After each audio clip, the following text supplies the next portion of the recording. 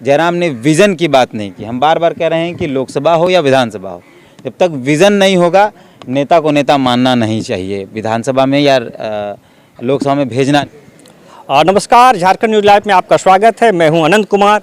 बेरमो विधानसभा से चर्चित व्यक्ति और चर्चित नेता भी कह सकते हैं, भाषा आंदोलन के नेता रहे हैं तीर्थनाथ आकाश, आज बेरमो विधानसभा से अपना नॉमिनेशन किए हैं और नॉमिनेशन के बाद वह बाहर निकले हैं। आइए उनसे सीधे जानते हैं कि उनके साथी जो थे जयराम महतो थे और उसके अलावा भी कई साथी थे, एक ही कुनबा में सब थे लेकिन कुनबा बिखर गया।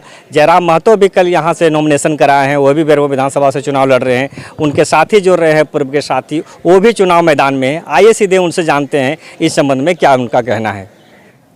लोकतंत्र है, कोई भी कैंडिडेट हो सकते हैं और हम भाषा आंदोलन के नेता नहीं रहे हैं। वो दर्द जो था वो निकला मंचों पर।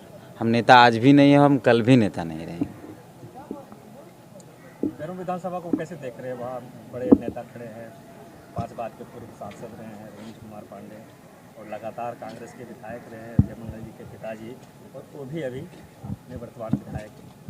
कैसे उसको चुनौती? ये तमाम जो लोग आए हैं, हम किसी का नाम नहीं लेना चाहते हैं, लेकिन तमाम जो आपको मूलतः 3 प्रत्याशी जो हैं मेरे अलावा, वो तमाम लोग किसी न किसी रीजन के साथ आए हैं। मेरा विज़न है, हम विज़न के साथ आए हैं।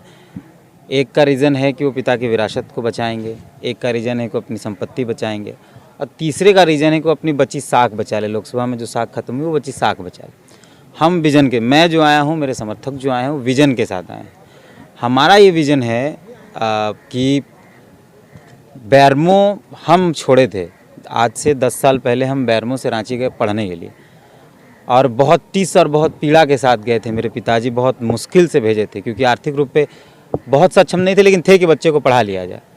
वो दर्द आज भी ज़िंदा है, और अगर हमको मौका मिला प्रतिनिधित्व करने का तो 3 साल के अंदर बेरमो को शिक्षा का हब बनाएंगे। और ऐसा नहीं है कि शिक्षा का हब बनने के बाद महंगी शिक्षा होगी, बहुत कम और किफ़ायती दरों में यहाँ शिक्षा मिलेगी, और जो शिक्षा रांची और देश के बड़े बड़े राज्यों में मिलता है वो शिक्षा हम लोग कोशिश करेंगे कि हम दिला पाएँ, और दिला नहीं पाएँ बाकायदा हम इसको वादा कर रहे हैं। बाकी विधायक जो भी जीत कर आएंगे उनके पास 5 साल का समय होगा, मैं सिर्फ 3 साल का समय मांगता हूँ कि 3 साल के अंदर अगर बेरमो को पूरे राज्य का सबसे नंबर 1 विधानसभा अगर नहीं बनाए तो चौथा साल जनता का होता है, आप लोग भी जानते हैं। चौथा साल जनता तय करेगी। 5वां साल जनता बोले कि तुम मत आओ, तुम कुछ काम नहीं किए हो, तो हम बिना हठधर्मिता के हम जनता के बीच नहीं जाएंगे, लेकिन सिर्फ हम जनता से 3 साल मांगते हैं, बेहतर बेरमो के लिए, शिक्षित बेरमो के लिए, स्वस्थ बेरमो के लिए, स्वच्छ बेरमो के लिए, और बेरमो को पूरे राज्य का नंबर 1 विधानसभा बनाने के लिए। और हमारा एक स्लोगन है कि ये जो चुनाव है ये एक यात्रा है, यात्रा कुदाल से कलम तक। बेरमो जो है वो मज़दूरों का इलाका है, यहाँ मज़दूर श्रमिक वर्ग हैं, किसान वर्ग के लोग ज़्यादा हैं, और उनके बच्चे कलम नहीं पकड़ पा रहे हैं।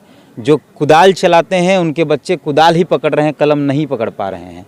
तो हम लोग चाहते हैं कि ये यात्रा जो कुदाल से कलम तक है, इस यात्रा को लंबा ले जाए, और जिनके बच्चे सड़क पर, जिनके बच्चे किसी जगह पर सिर्फ कम सुविधाओं के कारण वो अपना बेहतर भविष्य खो देते हैं, उनको हम कलम दे पाएँ, उनको हम पढ़ा पाएँ।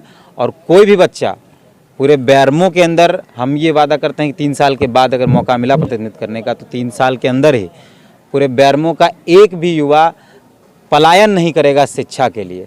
किसी को भी इलाज कराने के लिए दूसरा जिला और राज्य नहीं जाना पड़ेगा।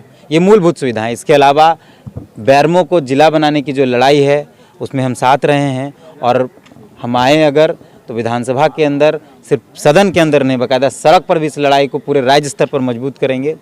जिनामोड़ को अनुमंडल बनाने की लड़ाई है, इस लड़ाई को भी हम मजबूत करेंगे। लेकिन सबसे मूलभूत जो चीज़ें हैं, शिक्षा, स्वास्थ्य और रोजगार, सबसे पहले काम हम इस पर करेंगे, और सिर्फ 3 साल का समय जनता के लिए जनता से मांगते हैं। आप जिस पार्टी में वो पार्टी कल नॉमिनेशन करा, उसके साथ हजारों की संख्या में लोग आए थे और आप मात्र 5 आए, कैसे देखते हैं? हम लोग जब आंदोलन शुरू किए थे तो राजनीतिक ट्रेंड को बदलने के लिए किए थे कि हम फ्रेश पॉलिटिक्स करेंगे। और राजनीतिक ट्रेंड क्या है कि बाहुबली और माफिया टाइप के लोग भीड़ लेकर आते हैं या भीड़ के साथ आते हैं। संवैधानिक जो नियम है वो ये है कि 5 ही लोग अंदर जाएंगे। तो इतने लोगों को परेशान करना, इतने लोगों को गाड़ी में लेके आना, कहीं एक्सीडेंट हो जाता है, कहीं कुछ हो जाता है, वो हम क्यों परेशान करें। मेरे कई साथी थे जो आना चाहते थे, मैंने स्पेशली लोगों को मना किया है। मैं सिर्फ अपने साथियों के साथ, चंद जो बहुत नज़दीक हैं उनके साथ आया हूँ। और एक ही बात कहूँगा कि मर्यादा पुरुषोत्तम राम जब निकले थे तो 3 लोग ही निकले थे। माता सीता निकली थी, लक्ष्मण निकले थे और राम निकले थे। और वही तीनों की यात्रा ने मर्यादा पुरुषोत्तम राम को मर्यादा पुरुषोत्तम राम बना दिया। सब आप लोग एक ही साथ आंदोलन में थे, भाषा आंदोलन को हम लोग नज़दीक से देखे। आपका पूरा कुनबा बिखर गया और अलग अलग जगह से मरे सब। देखिए, राजनीतिक राह इसलिए अलग हो जाती है क्योंकि राजनीति हम वैचारिक रूप पे करना चाहते हैं। अगर विचारधारा नहीं होगी तो हम राजनीति नहीं करेंगे। वैचारिक लड़ाई है। हम जनता को झूठ बोलकर, जनता को दिग्भ्रमित करके, भावनाओं में डुबाकर हम जनता से वोट नहीं मांग रहे हैं। जरा माँ तो भावनाओं से खेल रहे हैं क्या? अब वो जिस तरीके की बातचीत कर रहे हैं मंचों से, जिस तरीके की, आपने कल उनका भाषण सुना, उन्होंने एक बार भी यह बात नहीं कही कि बेरमो के विकास को कैसे बढ़ाएंगे, उसकी गति को।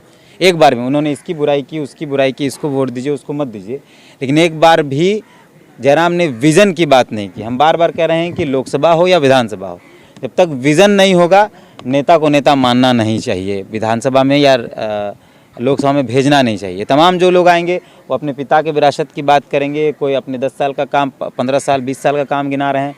आगे क्या है उसका किसी के पास कोई विज़न नहीं है, सब विज़नलेस है।